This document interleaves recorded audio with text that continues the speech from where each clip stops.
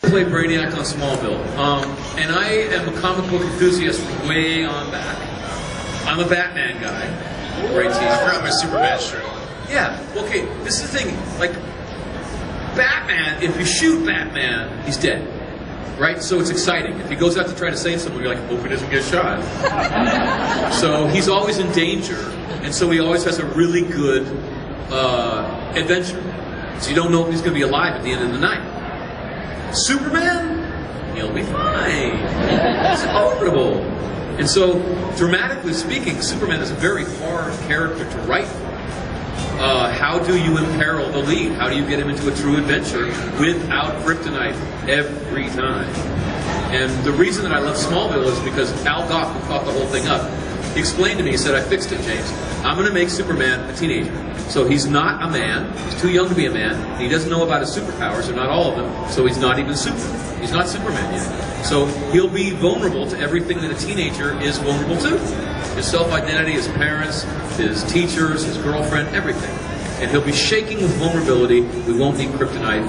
It'll be exciting if we have it sometimes, but not all the time. And I was just like, you fixed it. You know? So I got really excited about it. I loved messing with Clark Kent. You know? I loved, like, my favorite scene was, like, up in the barn, and there's moonlight. It's almost like a love scene, except I'm a father figure, so that'd be weird. But I'm saying, I'm just like, you know, Clark, life is important. You have to forgive yourself and those around you.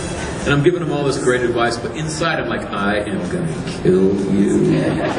Come a little closer, baby. I'm so gonna get you. And that was so good. But the thing about Brainiac that really freaked me out in the comics was knowing that he was a robot and looking at that maniacal grin that he always had. He looked insane. And I thought, an insane robot, that is really scary. And so I was written so subtly.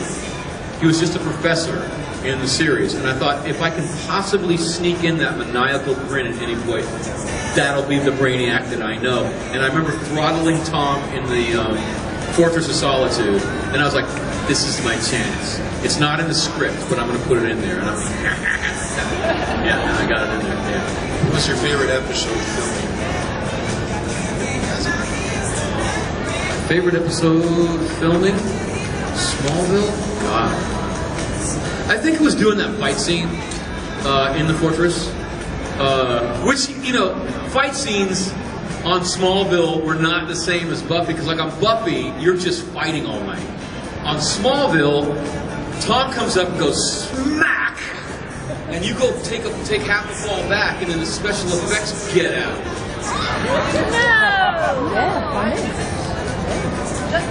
You are mean, like super mean. Oh, he's nice. You're very nice.